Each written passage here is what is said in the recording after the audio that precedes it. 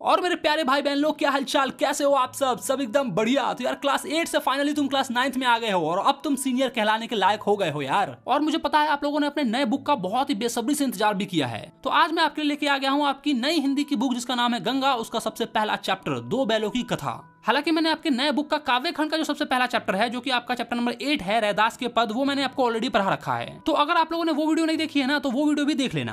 बाकी इस चैप्टर का क्वेश्चन आंसर, एमसीक्यू सब आपको एप्लीकेशन पे मिल जाएंगे, नोट्स भी मिल जाएंगे, ठीक है। तो चलो आज की कहानी शुरू करते हैं, जो कि है दो बैलों की कथा, जिसे प्रेमचंद जी ने लिखा है। इस कहानी के माध्यम से प्रेमचंद जो है ना, वो हमें बहुत कुछ सिखाना चाहते हैं। हालांकि ये कहानी दो बैलों की है, लेकिन उससे हमें सीखना है। प्रेमचंद कहानी की शुरुआत गधे के उदाहरण से करते हैं। वो बताते हैं कि अगर हमें किसी को बेवकूफ कहना हो, मूर्ख कहना हो, तो हम उसको गधे की परिभाषा दे देते हैं कि ये तो एक नंबर का गधा इंसान है। सबसे पहला शब्द जो हमारे दिमाग में आता है ना, वो आता है गधा। लेकिन क्या सचमुच में गधा बेवकूफ होता है, या बस लोग उसके सीधेपन का मजाक उड़ाते हैं? सारे जानवरों को गुस्सा आता है, लेकिन क्या तुमने कभी गधे को गुस्सा करते हुए देखा है? यहाँ तक कि जो गाय है, जिसे हम लोग बहुत ही सीधा जानवर समझते हैं, बहुत ही शुद्ध जानवर समझते हैं, वो भी मार देती है कभी कभी। कुत्ता जो कि पालतू जानवर है, वो भी भौंक देता है कभी कभी। लेकिन गधे को तुमने कभी भी गुस्सा करते हुए ना देखा होगा, ना सुना होगा। वो तो बस बेचारा शांत रहता है, उसके कभी भी भाव ही नहीं बदलते हैं, ना सुख में, ना दुख में, ना हंसी में, ना गम में। हमेशा तुमको एक जैसा ही दिखेगा। जो रूखा सूखा दोगे वो खा लेगा बेचारा। ऋषि मुनियों के सारे गुण इसके अंदर है। एकदम शांत रहता है, गुस्सा नहीं करता है, सुख दुख में सब में एक ही समान रहता है। जो दे दो वो चुपचाप खा लेता है, कभी शिकायत नहीं करता। लेकिन फिर भी लोग उसको बेवकूफ कहते हैं। वहीं दूसरी ओर इसका एक बड़ा भाई भी है, बैल। लोग बैल शब्द का भी प्रयोग करते हैं जब किसी को मूर्ख या बेवकूफ कहना हो तो। लेकिन बैल कभी कभी सींग मार देता है, वो विरोध करता है,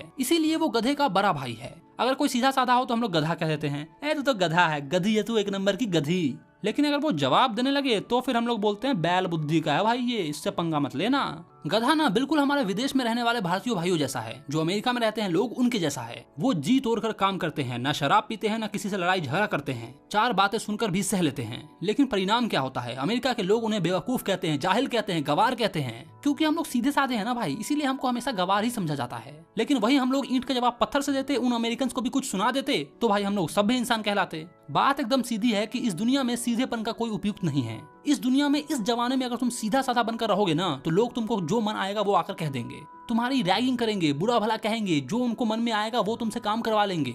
लेकिन अगर तुमने पलट कर जवाब दे दिया तो फिर तुमको अपना भाई, अपना दोस्त बना लेंगे। मेरे एक गांव में कहावत है, सुद्धा के मुंह कुत्ता चाटी। तो अगर सुद्धा बन के रहोगे ना, तो कुत्ता भी आके मुंह चाट जाएगा। तो इस पॉइंट पे हमें इस कहानी से एक चीज तो सीखने को मिलती है कि हमें सुद्धा बन के नहीं रहना है, हमें साधारण बन के नहीं रहना है। जवाब देना सीखना होगा, विरोध करना सीखना होगा, और इसको तुम अपने जीवन में, अपने लाइफ में जहाँ जरूरी है वहाँ इस्तेमाल करना। अगर टीचर्स अच्छे नहीं पढ़ा रहे हैं तो ऐसे चुपचाप बैठो मत, सब लोग मिलो ग्रुप में और फिर जाकर विरोध करो इसका। प्रिंसिपल सर को जाके बोलो, डायरेक्टर सर को जाके बोलो कि टीचर को चेंज करो, इससे हमें समझ में नहीं आता है। ये एक छोटा सा एग्जांपल मैंने तुमको दिया है कि सुद्धा बन के मत रहो। इस कहानी में एक व्यक्ति होता है जिसका नाम होता है झूड़ी काछी। उसके दो बैल होते हैं, एक हीरा और एक मोती। हीरा बड़ा समझदार होता है, मोती बदमाश होता है। दोनों ही बैल पिछाई जाति के थे, देखने में सुंदर, काम में चौकस, डील में ऊंचे। बहुत दिन साथ साथ रहते रहते दोनों में भाईचारा हो गया था। दोनों मुख भाषा में विचार विलम्ब करते थे, मतलब अपनी लैंग्वेज में एक दूसरे से बात करते थे कि मोती भाई का हाल चाल, कैसन बारा हो?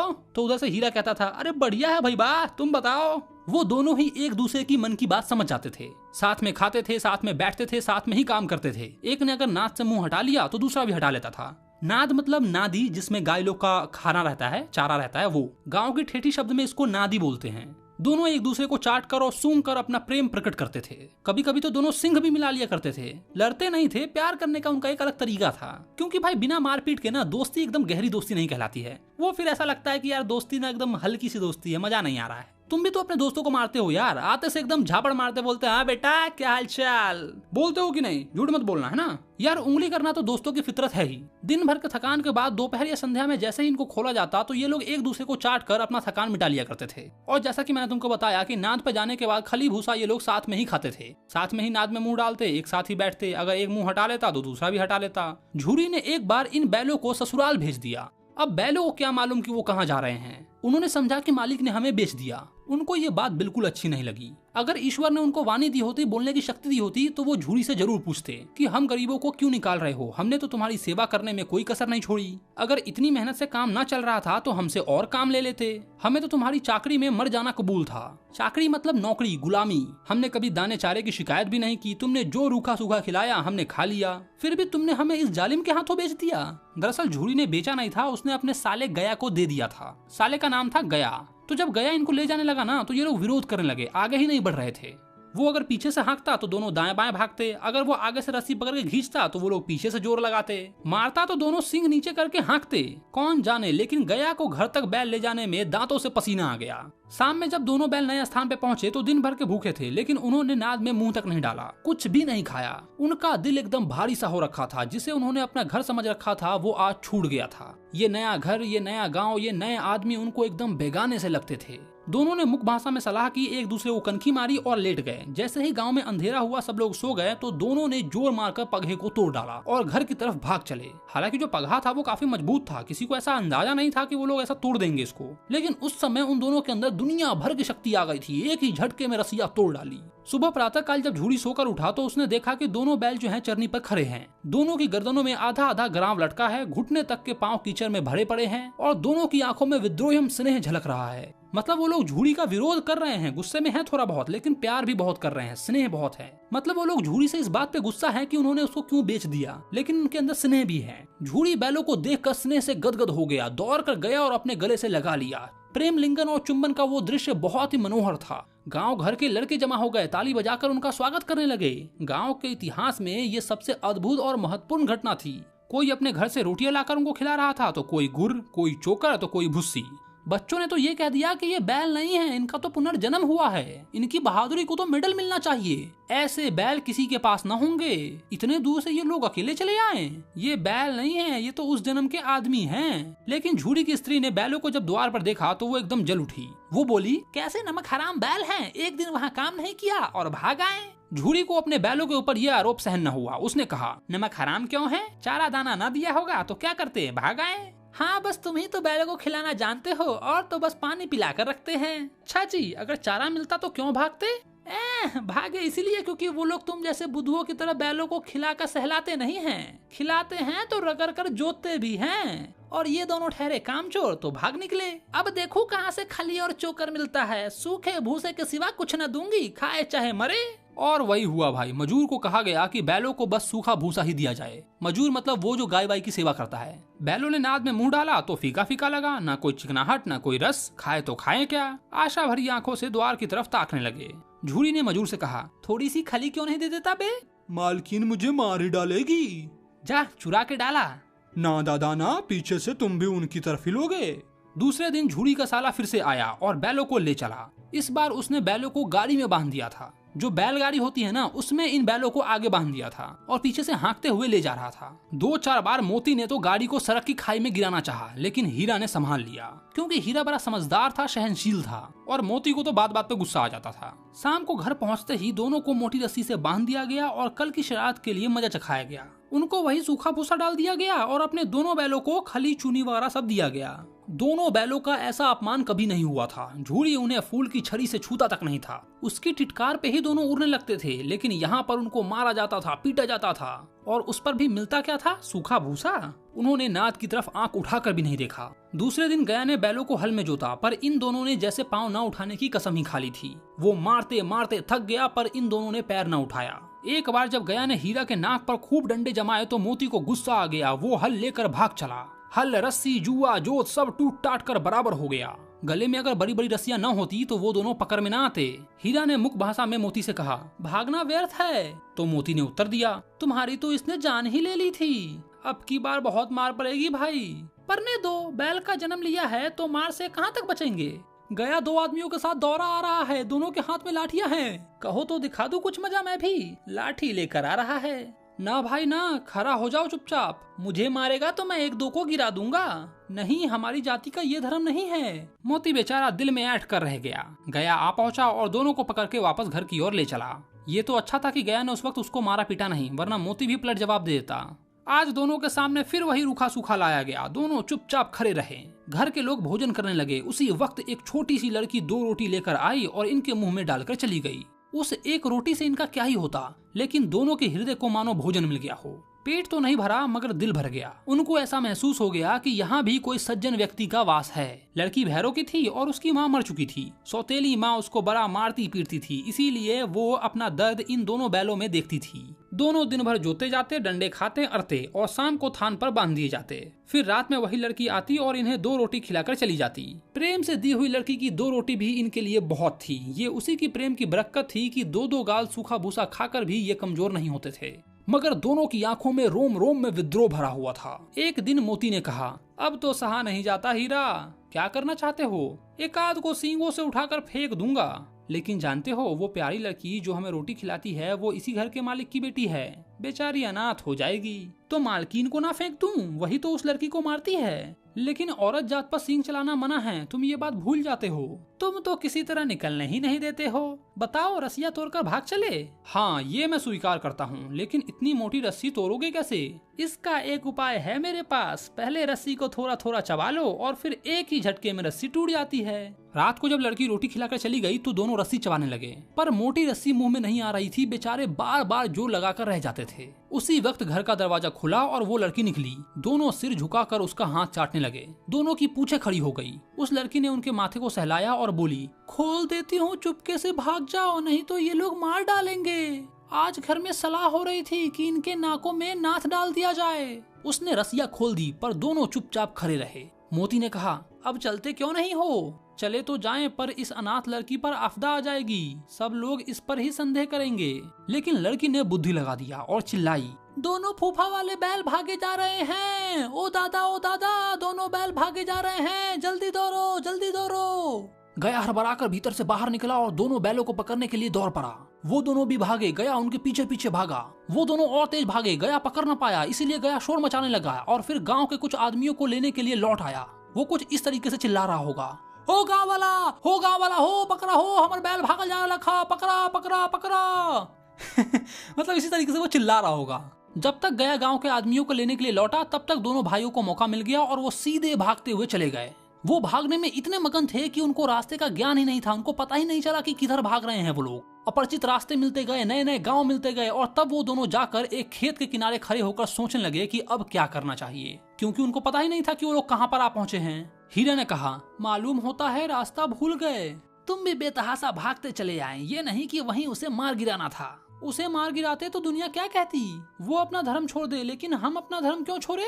दोनों भूख से व्याकुल थे। खेत में मटर खड़ी थी तो चरने लगे। रह रहकर आहट भी ले रहे थे कि कोई आ तो नहीं रहा है। जब पेट भर गया तो दोनों ने आजादी का अनुभव किया और मौज मस्ती से उछल कूद करने लगे। पहले तो दोनों ने ढकार लिया और फिर एक दूसरे को सींग से ढकेलने लगे। मोती ने तो हीरा को खाई में ढकेल कर गिरा दिया। फिर अचानक ही वहाँ एक सांड आ गया। वो सांड पूरा हाथी था। उससे भिड़ना मतलब अपनी जान जोखिम में डालना, लेकिन ना भिड़ने से भी काम नहीं चलने वाला था। ना भिड़ते फिर भी मारे जाते। मोती ने कहा, बड़े बुरे फंस गए भाई, कोई उपाय सोचो। ये सांड तो अपने घमंड में चूर है भाई, विनती भी ना सुनेगा। एक काम करते हैं, भाग चलते हैं। भागना कायरता है तो फिर यहीं मरो, बंदा तो 9-2-11 हो रहा है। और जो अगर उस सांड ने दोहराया तो फिर कोई उपाय सोचो जल्दी।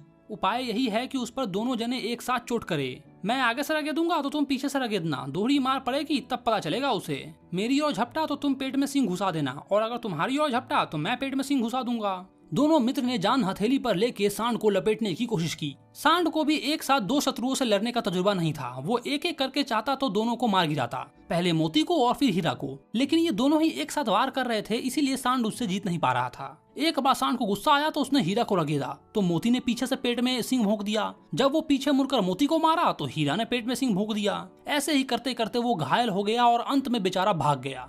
दोनों बैलों ने उसका दूर तक पीछा किया, यहाँ तक कि सांड बेदम होकर गिर गया और फिर दोनों बैलों ने उसे छोड़ दिया। तो देखा तुमने, दोनों ने साथ मिलकर वार किया तो वो लोग जीत गए। अगर वो अकेले अकेले जाते तो नहीं जीत पाते। तो इस पॉइंट से हमें ये सीखना है कि एकता में ताकत होती है। तो जब भी तुम्हें किसी से लड़ना हो तो एक साथ एकजुट होकर लड़ना। किसी भी काम को अगर तुम अकेले करने की कोशिश करोगे तो तुम उसको नहीं कर पाओगे, लेकिन वही तुम्हारे साथ अगर तुम्हारे दोस्त आ जाएं, तुम्हारे परिवार आ जाएं, तो तुम्हारे अंदर एक ताकत आ जाएगी और तुम सब मिलकर एक साथ उसका सामना कर पाओगे। एकता में बहुत ताकत होती है, तो इसीलिए एक साथ रहा करो और किसी भी चीज के लिए एक साथ ही आवाज लगाओ। फिर से उसी एग्जांपल से समझाता हूँ कि अगर तुम्हारे स्कूल में अच्छे टीचर नहीं हैं और अगर तुम एक एक करके अपने डायरेक्टर सर के पास जाओगे तो तुम्हारे डायरेक्टर सर तुमको भगा देंगे। लेकिन अगर पूरी क्लास एकजुट होकर जाओगे, स्ट्राइक करोगे, तो फिर उनको टीचर्स को चेंज करना ही पड़ेगा, क्योंकि एकता में ताकत होती है। चलो आगे बढ़ते हैं। दोनों मित्र अपने जीत के नशे में झूमते हुए चले जा रहे थे। मोती ने कहा, मेरा जी तो चाहता था कि बच्चे को मार ही डालूं। वो उस सांड को बच्चा बोल रहा है भाई। तो हीरा ने समझाया, गिरे हुए बैरी पर सींग नहीं चलाना चाहिए। ये सब ढोंग है, बैरी को तो ऐसा मारना चाहिए कि फिर ना उठे। अब घर कैसे पहुंचेंगे वो सोचो, पहले कुछ खा ले तो सोचेंगे। सामने मटर का खेत था, मोती उसमें घुस गया। हीरा मना करता रहा लेकिन उसने उसकी एक न सुनी। अभी 2-4 ग्रास खाए ही थे कि 2 आदमी लाठी लिए हुए उसकी तरफ दौड़ पड़े। हीरा किनारे पर था तो वो निकल गया और मोती को पकड़ लिया गया। हीरा ने देखा कि उसका संगी साथी संकट में है तो वो लौट पड़ा। फंसेंगे तो दोनों साथ फंसेंगे। रखवालों ने उसे भी पकड़ लिया। प्रातः काल दोनों मित्र कांजी हाउस में बंद कर दिए गए। दोनों मित्रों के जीवन में ये पहली बार था कि पूरा दिन बीत गया लेकिन उनको खाने का एक तिनका तक नहीं मिला। उन दोनों को समझ में नहीं आ रहा था कि ये कैसा स्वामी है कि खाने को एक तिनका तक नहीं दिया। अरे इससे अच्छा तो वो गया था, कम से कम सूखा भूसा तो देता था। यहाँ कई भैंसिया थी, कई बकरियां, कई घोड़े और कई गधे थे, लेकिन किसी के सामने चारा ना था। सब जमीन पर मुर्दों की तरह पड़े थे। कई तो इतने कमजोर थे कि अपने पैरों पर खड़ा हो भी नहीं सकते थे। सारा दिन दोनों मित्र फाटक की तरफ टकटकी लगाकर देखते रहे पर कोई भी चारा लेकर नहीं आया। बेचारे दोनों ने दीवार की नमकीन मिट्टी चाट चूट कर अपने पेट भरने की कोशिश की। जब रात में भी भोजन न मिला तो हीरा को गुस्सा आ गया। उसके दिल में विद्रोह की ज्वाला दहक उठी। उसने मोती से बोला, अब तो ना सहा जाता मोती। मोती बेचारा सिर लटकाए हुए जवाब देता है, मुझे तो ऐसा लग रहा है कि बस अब प्राण ही निकल जाएंगे। इतनी जल्दी हिम्मत न हारो भाई, यहाँ से भागने का कोई उपाय निकालो। आओ दीवार तोड़ डालें। मुझसे तो अब कुछ नहीं होगा। बस इतने में ही अकड़ ढीली हो गई। सारी अकड़ निकल गई भाई। बरे की दीवार कच्ची थी और हीरा तो मजबूत था ही। उसने अपने नुकीले सींग से दीवार में मारा तो मिट्टी का एक चिप्पर निकल आया। फिर तो इसका साहस बढ़ गया। इसने दौड़ दौड़ कर दीवार पे चोटें की और हर चोट के साथ थोड़ी थोड़ी मिट्टी गिरने लगी। उसी समय कांजी हाउस का चौकीदार लालटेन लेकर जानवरों की हाजिरी लेने आ गया। हीरा की हरकतें देखकर उसने उसे कई डंडे मारे और मोटी रस्सी में बांध दिया। मोती ने परे परे कहा, आखिर मार खाई और मिला क्या? अपने बूते भर जोर तो मार दिया। ऐसा जोर मारना किस काम का कि और बंधन में पड़ गए। जोर तो मारता ही जाऊंगा, चाहे कितना ही बंधन में पड़ जाऊं। जान से हाथ धोना पड़ेगा। मुझे कोई परवाह नहीं, यूं भी तो मरना ही है। सोचो अगर दीवार खुद जाती तो कितने लोगों की जान बच जाती। इतने भाई यहाँ बंद हैं, किसी की देह में जान नहीं है। 2-4 दिन अगर और यहाँ रह गए ना तो ये सब के सब मर जाएंगे। हाँ ये बात तो है। अच्छा तो ला फिर मैं भी जोर लगाता हूँ। मोती ने भी दीवार में उसी जगह सींग मारा। थोड़ी सी मिट्टी नीचे गिरी और फिर उसके अंदर भी साहस बढ़ गई। फिर तो उसने दीवार में सींग मार मार कर लगभग 2 घंटे के अंदर में दीवार तोड़ ही डाली। दीवार गिरते ही अधमरे परे जानवर एकदम खड़े हो गए। तीनों घोड़ियां तो सरपट निकल गई, मतलब सबसे पहले भाग गई। फिर बकरियां निकली, इसके बाद भैंसे भी खिसक गए, पर गधे अभी तक ज्यों के त्यों खड़े थे। हीरा ने पूछा, तुम दोनों क्यों नहीं भाग जाते? तो एक गधे ने कहा, जो कहीं फिर पकड़ लिए जाए तो क्या हरज है, अभी तो भागने का अवसर है ना। हमें तो डर लगता है, हम यहीं पर रहेंगे। आधी रात से ज्यादा हो चुकी थी और दोनों गधे अभी तक वहाँ खड़े हुए सोच रहे थे कि भागे या न भागे। इधर मोती अपने मित्र की रस्सी तोड़ने में लगा हुआ था। जब वो हार गया तो हीरा ने कहा, तुम जाओ, मुझे यहीं परे रहने दो, शायद कहीं भेंट हो जाए। मोती ने आंखों में आंसू लाकर कहा, तुम मुझे इतना स्वार्थी समझते हो हीरा? हम और तुम इतने दिनों एक साथ रहे हैं, आज तुम विपत्ति में पड़ गए तो मैं तुम्हें छोड़कर चला जाऊं? भाई बहुत मार पड़ेगी, लोग समझ जाएंगे कि ये तुमने ही किया है। मोती ने गर्व से कहा, जिस अपराध के लिए तुम्हारे गले में बंधन पड़ा है उसके लिए अगर मैं मार भी खाऊं तो क्या चिंता।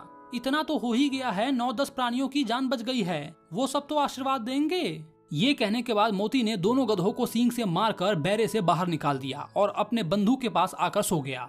भोर होते ही मुंशी, चौकीदार और कई कर्मचारियों के बीच में ऐसी खलबली मची कि क्या ही बताऊं। बस इतना कहना काफी है कि मोती की खूब जमकर सुताई हुई और उसको भी मोटी रस्सी में बांध दिया गया। 1 हफ्ते तक दोनों मित्र वहीं पर बंधे पड़े रहे। किसी ने चारे का एक तिनका भी उनके सामने नहीं डाला। हाँ, एक आध बार पानी दिखा दिया जाता था, यही उनके जीने का आधार था। दोनों बहुत ही कमजोर हो गए थे, यहाँ तक कि उठ भी नहीं पा रहे थे, हड्डियां निकल आई थी।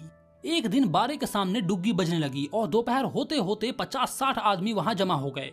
तब दोनों मित्रों को निकाला गया और उनकी बोली लगाई गई। फिर उनकी देखभाल होने लगी। लोग आ आकर उसकी सूरत देखते और फिर मन फीका करके चले जाते। ऐसे मृतक बैलों को कौन ही खरीदता। फिर एक दड़ियल आदमी आया जिसकी आंखें लाल थी। वो एकदम कठोर दिख रहा था। दोनों मित्रों के कुल्हों में अंगुली गोंद कर मुंशी जी से बातें करने लगा। दरअसल वो एक कसाई था। उसका चेहरा देखकर दोनों मित्रों का दिल कांप उठा। वो कौन है और उन्हें क्यों टटोल रहा है इसका अंदाजा उनको हो गया था। दोनों ने एक दूसरे को भित्र नेत्रों से देखा और सिर झुका लिया। हीरा ने कहा, गया के घर से नाहक ही भागे, अब जान न बचेगी। फिर मोती बोला, कहते हैं भगवान सबके ऊपर दया करता है तो उन्हें हमारे ऊपर दया क्यों नहीं आती? भगवान के लिए हमारा मरना जीना दोनों बराबर है। चलो अच्छा ही है, कुछ दिन उनके पास तो रहेंगे। एक बार भगवान ने उस लड़की के रूप में हमें बचाया था, क्या अब ना बचाएंगे? ये आदमी छुरी चलाएगा, देख लेना। मतलब ये लोग बात कर रहे हैं कि ये हमको काट देगा छुरी से। तो क्या चिंता है, मांस, खाल, सींग, हड्डी सब किसी न किसी काम आ जाएंगे।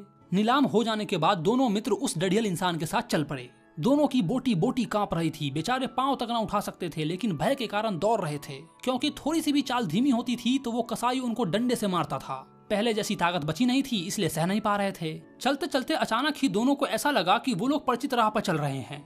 हाँ, इसी रास्ते से गया उनको ले गया था। वही खेत, वही बाग, वही गांव मिलने लगे। उनकी चाल तेज होने लगी, सारी थकान, सारी दुर्बलता गायब हो गई। आह, ये लो, अपना ही राह आ गया। इसी कुएं के पास हम हल चलाने आया करते थे। हाँ, ये यही कुआं है। मोती बोला, हमारा घर नजदीक आ गया। भगवान का लाख लाख शुक्र है। मैं तो अब घर भागता हूँ। ये जाने देगा? इसे तो मैं मार गिराऊंगा। नहीं नहीं, दौड़कर थान पर चलो, वहाँ से हम आगे ना जाएंगे। मतलब वो लोग डिसाइड करते हैं कि हम लोग दौड़कर थान तक पहुंच जाएंगे और उसके बाद हम लोग आगे नहीं जाएंगे। कसाई चाहे हमें कितना भी जोर करे, हम आगे नहीं जाएंगे। ये अपने पुराने थान की बात कर रहे हैं, बथान की बात कर रहे हैं, जहाँ झूरी इनको खाना खिलाता था। गांव की ठेठी भाषा में थान को बथान बोलते हैं। दोनों एकदम खुश होकर, एकदम बछड़े की भांति कुल्ले मारते हुए घर की ओर दौड़ पड़े। वहाँ हमारा थान है। दोनों दौड़कर अपने थान पर आ गए और खड़े हो गए। दड़ियल भी पीछे पीछे दौड़कर चला आया। झूरी अपने घर के दरवाजे पर बैठकर धूप खा रहा था। बैलों को देखते ही दौड़ पड़ा और उन्हें एक एक करके बारी बारी से गले लगाने लगा। दोनों मित्रों की आंखों से आनंद के आंसू बहने लगे। एक झूरी का हाथ चाटने लगा। फिर दड़ियल आया और जाकर बैलों की रस्सियां पकड़ ली। झूरी ने कहा, ये मेरे बैल हैं। तुम्हारे बैल कैसे? मैं इन्हें मवेशी खाने से नीलाम में लेके आया हूँ। मुझे तो ऐसा लगता है कि तुम इसको चुरा के लेके आए हो। चुपचाप चले जाओ, ये मेरे बैल हैं। मैं बेचूंगा तो बिकेंगे। किसी को मेरे बैल नीलाम करने का कोई अधिकार नहीं है। जाके थाने में रपट कर दूंगा। ये मेरे बैल है, इसका सबूत ये है कि ये मेरे द्वार पे खड़े हैं। दड़ियल झल्लाकर बैलों को जबरदस्ती पकड़कर ले जाने की कोशिश करने लगा। उसी वक्त मोती ने सींग चलाया। दड़ियल पीछे हटा, मोती ने पीछा किया। दड़ियल भागा, मोती उसे पीछे पीछे दौड़कर रगेदता रहा। गांव से बाहर निकल जाने पर वो वहां रुका रहा और दड़ियल का रास्ता देखता रहा। दड़ियल दूर खड़ा धमकियां दे रहा था, गालियां दे रहा था, पत्थरे फेंक रहा था और मोती एक वीर योद्धा की भांति उसका रास्ता रोके खड़ा था। गाँव के लोग ये तमाशा देख रहे थे और हंस रहे थे। जब दड़ियल हार कर चला गया तो मोती अकड़ता हुआ लौटा। फिर हीरा ने कहा, मैं डर रहा था कि कहीं तुम गुस्से में आकर उसको मार ही ना बैठो। अगर वो मुझको पकड़ता तो मैं उसे बेमारे ना छोड़ता। अब ना आएगा तो दूर से ही खबर लूंगा, देखूं कैसे ले जाता है। अगर जो गोली मरवा दे, मर जाऊंगा, पर उसके काम तो ना आऊंगा। हमारी जान को कोई जान ही ना समझता, इसीलिए कि हम इतने सीधे हैं। फिर थोड़ी ही देर में नादों में खली, भूसा, चोकर और दाना वगैरह रख दिया गया। दोनों मित्र खाने लगे। झूरी खड़ा होकर दोनों को सहला रहा था और 20 लोग तमाशा देख रहे थे। सारे गांव में उछाह सा मालूम होता था। उसी समय मालकिन ने आकर दोनों को माथे से चूम लिया। वही झूरी की औरत आकर उसके माथों को चूम ली और यहीं पर आपका ये कहानी जो है ना वो खत्म हो जाता है। तो इस कहानी से हमें काफी कुछ सीखने को मिला है। पहला ये कि हमें विरोध करना चाहिए। सीधा साधा बनकर रहोगे इस दुनिया में तो कोई भी तुम्हारा फायदा उठा लेगा। दूसरा ये कि हमें हमेशा मिलकर मुकाबला करना चाहिए, एकता में ताकत होती है। और जानवरों पे भी हमें ध्यान देना चाहिए, अगर तुम उसको प्यार से रखोगे तो वो भी प्यार से रहेंगे। और आखिर तक हमें ये भी समझ में आता है कि कोशिश करने वालों की कभी हार नहीं होती। तो चाहे तुम कितनी ही बार मुसीबत में क्यों ना फंस जाओ, लेकिन हमेशा कोशिश करते रहना, एक न एक दिन सफलता जरूर मिलेगी। इस चैप्टर के सारे क्वेश्चन आंसर, नोट्स, एमसीक्यू सब मिल जाएंगे हमारे एप्लीकेशन पे। तो